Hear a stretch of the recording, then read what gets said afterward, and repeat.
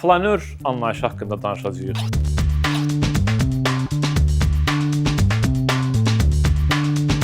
Flanör küçələri elə belə avaralığa xatir gəzən adam deyil. Anlamağı addımlamaqda, gəzməkdə görən adamdır. Flanör anlayışını ədəbiyyatın səhnəsinə Charles Baudelaire gətirib.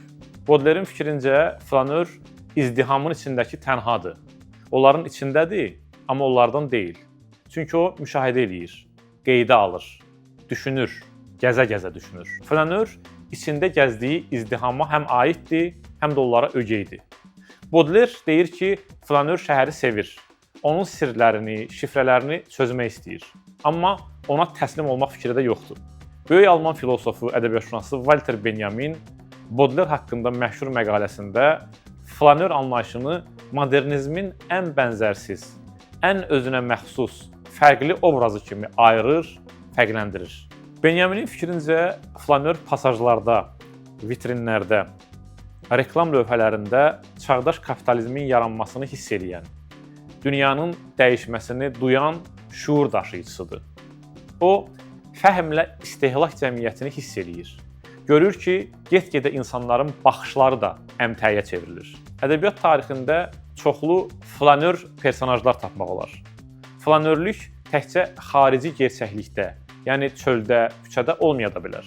Məsələn, fransız yazıçı Marcel Proust'un İtmiş zamanın sorağında romanının qəhrəmanı da elə özünə görə bir cür flanördür.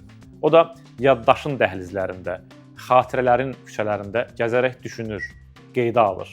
İrland yazıçı James Joyce'un Ulyss romanındakı Leopold Bloom da bir növ flanördür. Dublinin küçələrinin həm indisində, həm də mifoloji keçmişində gəzişir o. Yaxud Virginia Woolf'un Mrs. Dalloway romanında da eyni məntiq var.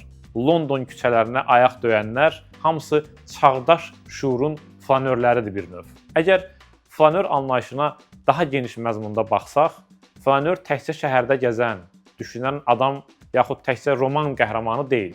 Oxucu mərkəzli ədəbiyyat nəzəriyyələri ilə baxsaq, əslində bu romanın səhifələrini, həmin səhifələrdəki küçələri mütaliə ilə gəzən, düşünən oxucu da flanördür. O da axtarışdadır. Personaj addımları ilə oxucunun cümlədən cümləyə, sətirdən sətrə keçməsi arasında bağ qurur, bağ yaradır. Flanör üçün görmək eləcə baxmaq deyil, görmək qeydə almaq, düşünmək, ən əsası başa düşməyə gedən yoldur. Yol isə heç vaxt bitmir.